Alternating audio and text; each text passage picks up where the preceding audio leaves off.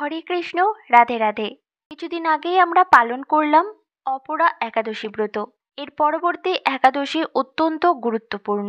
সারা বছরে 24টি একাদশী আসে, কিন্তু এই 24টি একাদশীর মধ্যেও এই একাদশীটি অত্যন্ত গুরুত্বপূর্ণ ও সবচেয়ে পবিত্র, পাণ্ডবা নির্জলা একাদশী। অপরা একাদশীর পর এইবার পালন করতে হবে পাণ্ডবা নির্জলা একাদশী ব্রত। এই পাণ্ডবা নির্জলা একাদশী ব্রত 2024 খ্রিস্টাব্দে পালন করতে হবে 18ই জুন। নির্জলা একাদশীতে তুলসীর এই উপায়ে দূর হবে দুঃখ কষ্ট। পিতৃদোষ মুক্তির জন্য কি করবেন অবশ্যই জেনে নিন। কি উপায়ে দূর করবেন আপনার জীবনের সব দুঃখ কষ্ট। সকল ভক্তবৃন্দদের জানাই এই ভিডিওটি পুরোটি শ্রবণ করুন, স্কিপ না করে অবশ্যই সাথে থাকুন। দেরি না করে শুরু করা যাক আজকের ভিডিও। জ্যৈষ্ঠ মাসের শুক্লপক্ষের এই একাদশী ব্রত নির্জলা একাদশী।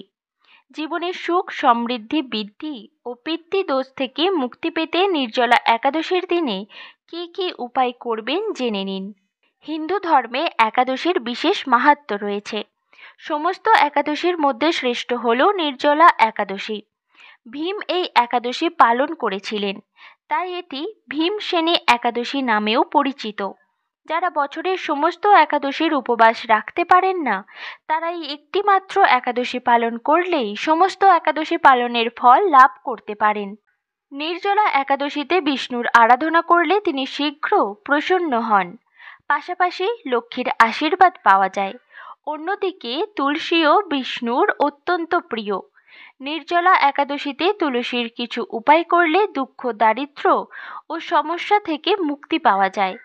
এছাড়া পিতৃদোষ থেকে মুক্তির জন্য এই তিথিতে কিছু উপায় করতে পারেন। কোন কোন উপায়ের কথা বলা হচ্ছে জানুন। নির্জলা একাদশীতে বিষ্ণুর জন্য তৈরি করা সিন্নি ও পঞ্চামৃতে তুলসী পাতা দিতে ভুলবেন না। তুলসী পাতা দেওয়ার পরই সেই ভোগ বিষ্ণুকে নিবেদন করুন। এই উপায়ে বিষ্ণুর বিশেষ আশীর্বাদ লাভ করবেন। এই উপায়ে ব্যক্তির কখনো অর্থাভাব হবে না। 2. নির্জলা একাদশীতে সন্ধেবেলা তুলসী দেবীকে ঘিয়ের প্রদীপ প্রদান করুন, পাশাপাশি বিষ্ণুর মন্ত্র জপ করুন। 11 বার তুলসী গাছের পরিক্রমা করবেন। এই উপায় করলে পারিবারিক কলহ সমাপ্ত হবে, পরিবারে সুখ শান্তি বজায় থাকবে। 3. শাস্ত্র মতে নির্জলা একাদশীতে তুলসীর পুজো করলে সমস্ত পাপ থেকে মুক্তি পেতে পারেন। আবার কোনো কাজে বাধা এলে তুলসীর সামনে প্রদীপ প্রজ্বলিত করে আরতি করুন। অনেকে বলে একাদশীর দিনে তুলসী গাছে জল নিবেদন করতে নেই, কিন্তু এটি সম্পূর্ণ ভুল কথা। আপনি অবশ্যই একাদশীতেও তুলসী গাছে জল অর্পণ করুন। 4. কারো প্রেম জীবনে সমস্যা দেখা দিলে তুলসীকে লাল ওড়না নিবেদন করুন। লাল ওড়নাকে সৌভাগ্যের প্রতীক মনে করা হয়।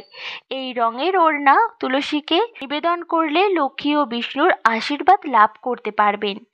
5. নির্জলা একাদশীর দিনে সকালে উঠে বিষ্ণু মন্ত্র ওম নমো ভগবতে বাসুদেবায় জপ করুন।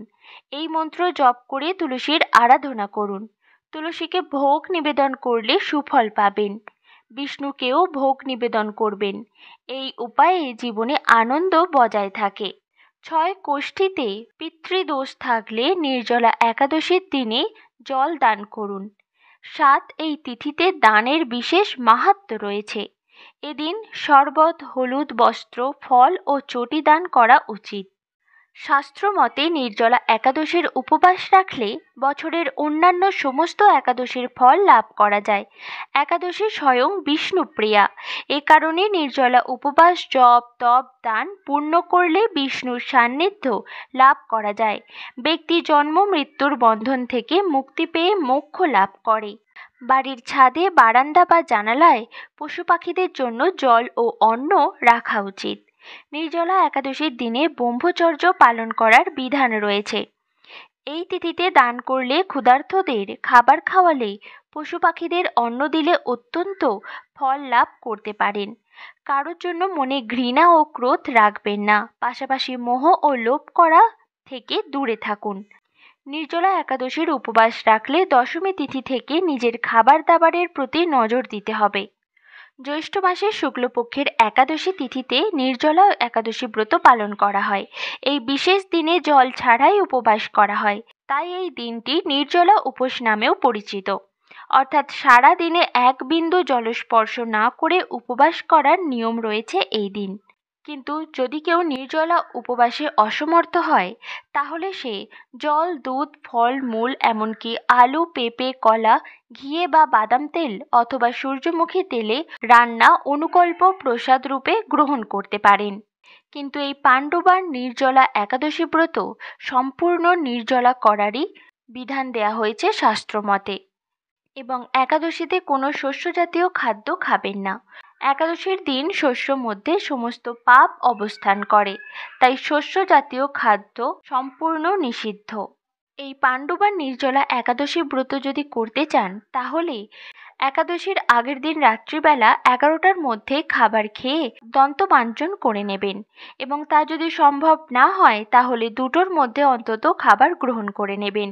এবং একাদশীর দিন ব্রাহ্ম মুহূর্তে উঠে প্রাতঃস্নান সেরে ভগবানের মঙ্গল আরতিতে অংশগ্রহণ করতে হয় এবং ভগবানের চরণে তুলসী পাতা অর্পণ করে সংকল্প করতে হয়।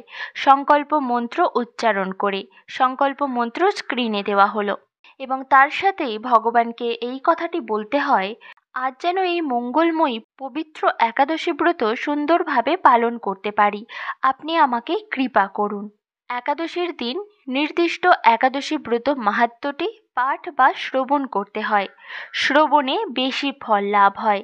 তাই এখন শ্রবণ করুন পাণ্ডবার নির্জলা একাদশী ব্রত মাহাত্ম্য কথা। ওম নমো ভগবতে বাসুদেবায়। হরে কৃষ্ণ, রাধে রাধে। জ্যৈষ্ঠ শুক্ল পক্ষের এই নির্জলা একাদশী ব্রত সম্পর্কে ব্রহ্ম বৈবর্ত পুরাণে শ্রী ভীমসেন ব্যাস সংবাদে বর্ণিত হয়েছে। মহারাজ যুধিষ্ঠির বললেন, হে জনার্দন, আমি অপরা একাদশীর সমস্ত মাহাত্ম্য শ্রবণ করলাম। এখন জ্যৈষ্ঠ শুক্ল পক্ষের একাদশীর নাম ও মাহাত্ম্য কৃপাপূর্বক আমার কাছে বর্ণনা করুন। শ্রীকৃষ্ণ বললেন, এই একাদশীর কথা মহর্ষি ব্যাসদেব বর্ণনা করবেন, কেননা তিনি সর্বশাস্ত্রের অর্থ ও তত্ত্ব পূর্ণরূপে জানেন। রাজা যুধিষ্ঠির ব্যাসদেবকে বললেন, হে মহর্ষি দ্বৈপায়ন, আমি মানুষের লৌকিক ধর্ম এবং জ্ঞান কাণ্ডের বিষয়ে অনেক শ্রবণ করেছি। আপনি যথাযথভাবে ভক্তি বিষয়নী কিছু ধর্ম কথা এখন আমায় বর্ণনা করুন।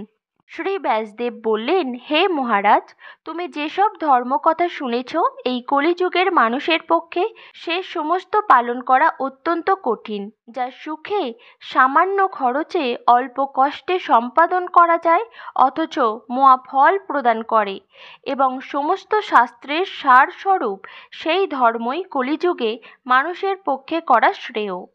সেই ধর্মকথাই এখন আপনার কাছে বলছি।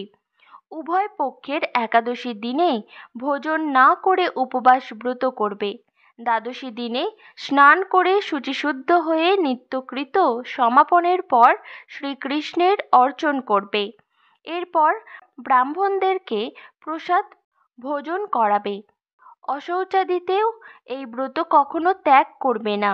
যে সকল ব্যক্তি স্বর্গে যেতে চায়, তাদের সারা জীবন এই ব্রত পালন করা উচিত। পাপ কর্মে রত ও ধর্মহীন ব্যক্তিরাও যদি এই একাদশী দিনে ভোজন না করে, তবে তারা যম যন্ত্রণা থেকে রক্ষা পায়। শ্রী ব্যাসদেবের এই কথা শুনে গদাধর ভীমসেন অশ্বত্থ পাতার মতো কাঁপতে কাঁপতে বলতে লাগলেন, হে মহাবুদ্ধি পিতামহ, মাতা কুন্তী, দ্রৌপদী, ভ্রাতা যুধিষ্ঠির, অর্জুন, নকুল ও সহদেব এরা কেউই একাদশীর দিনে ভোজন করে না। আমাকেও অন্ন গ্রহণ করতে নিষেধ করে, কিন্তু দুঃসহ ক্ষুধা যন্ত্রণার জন্য আমি উপবাস করতে পারি না। ভীমসেনের এরকম কথায় ব্যাসদেব বলতে লাগলেন, যদি স্বর্গাদি দিব্য ধাম লাভে তোমার একান্ত ইচ্ছা থাকে, তবে উভয় পক্ষের একাদশীতে ভোজন করবে না। তদুত্তরে ভীমসেন বললেন, আমার নিবেদন এই যে, উপবাস তো দূরের কথা, দিনে একবার ভোজন করে থাকাও আমার পক্ষে অসম্ভব, কারণ আমার উদরে বৃক নামে অগ্নি রয়েছে। ভোজন না করলে কিছুতেই সে শান্ত হয় না। তাই প্রতিটি একাদশী পালনে আমি একেবারেই অপারগ। হে মহর্ষি, বছরে একটি মাত্র একাদশী পালন করে যাতে আমি দিব্য ধাম লাভ করতে পারি, এরকম কোনো একাদশীর কথা আমাকে নিশ্চয় করে বলুন। তখন ব্যাসদেব বললেন, জ্যৈষ্ঠ মাসের শুক্লপক্ষের একাদশী তিথিতে জলপান পর্যন্ত না করে সম্পূর্ণ উপবাস থাকবে, তবে আচমনে দোষ হবে না। ওই দিন অন্নাদি গ্রহণ করলে ব্রত ভঙ্গ হয়। একাদশীর দিন সূর্যোদয় থেকে দ্বাদশীর দিন সূর্যাস্ত পর্যন্ত জলপান বর্জন করলে অনায়াসে 12টি একাদশীর ফল লাভ হয়। বছরের অন্যান্য একাদশী পালনে অজান্তে যদি কখনো ব্রত ভঙ্গ হয়ে যায়, তাহলে এই একটি মাত্র একাদশী পালনে সেই সব দোষ দূর হয়। দ্বাদশী দিনে ব্রাহ্ম মুহূর্তে স্নানাদি কার্য সমাপ্ত করে শ্রীহরির পূজা করবে। সদাচারী ব্রাহ্মণদের বস্ত্রাদি দানসহ ভোজন করিয়ে আত্মীয় স্বজন সঙ্গে নিয়ে ভোজন করবে। এরূপ একাদশী ব্রত পালনে যে প্রকার পুণ্য সঞ্চিত হয়, এখন তা শ্রবণ করো।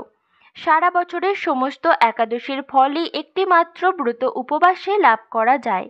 শঙ্খ চক্র গদা পদ্মধারী ভগবান শ্রীকৃষ্ণ আমাকে বলেছেন, বৈদিক ও লৌকিক সমস্ত ধর্ম পরিত্যাগ করে যারা একমাত্র আমার শরণাপন্ন হয়ে এই নির্জলা একাদশী ব্রত পালন করে, তারা সর্বপাপ মুক্ত হয়। বিশেষত কলিযুগে ধনসম্পদ দানের মাধ্যমে সদ্গতি বা স্মার্ত সংস্কারের মাধ্যমেও যথার্থ কল্যাণ লাভ হয় না। কলিযুগে দ্রব্য শুদ্ধি নেই। কলিতে শাস্ত্রজ্ঞ সংস্কার বিশুদ্ধ হয় না, তাই বৈদিক ধর্ম কখনো সুসম্পন্ন হতে পারে না। হে ভীমসেন, তোমাকে বহু কথা বলার আজ প্রয়োজন কি? তুমি উভয় পক্ষের একাদশীতে ভোজন করবে না। যদি তাতে অসমর্থ হও, তবে জ্যৈষ্ঠ মাসের শুক্লপক্ষের একাদশীতে অবশ্যই নির্জলা উপবাস করবে। এই একটি ব্রত ধনধান্য ও পুণ্যদায়িনী। যমদূতগণ এই ব্রত পালনকারীকে মৃত্যুর পরও স্পর্শ করতে পারে না। পক্ষান্তরে বিষ্ণুদূতগণ তাকে বিষ্ণুলোকে নিয়ে যায়। শ্রী ভীমসেন ওই দিন থেকে নির্জলা একাদশী পালন করতে থাকায় এই একাদশী পাণ্ডবা নির্জলা বা ভীমসেনী একাদশী নামে প্রসিদ্ধ হয়েছে।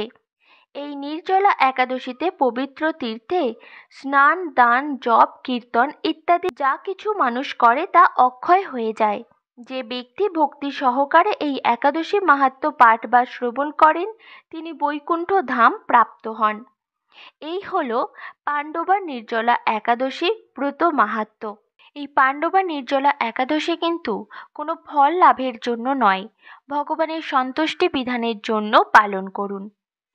আজকের এই ভিডিও এই পর্যন্তই। সকলে ভালো থাকুন, সুস্থ থাকুন এবং চ্যানেলে যদি নতুন হয়ে থাকেন তাহলে চ্যানেলটিকে সাবস্ক্রাইব করতে ভুলবেন না। অনুরোধ রইল, ভিডিওটি ভালো লাগলে একটি লাইক করবেন এবং কমেন্টে হরে কৃষ্ণ রাধে রাধে লিখতে ভুলবেন না কিন্তু।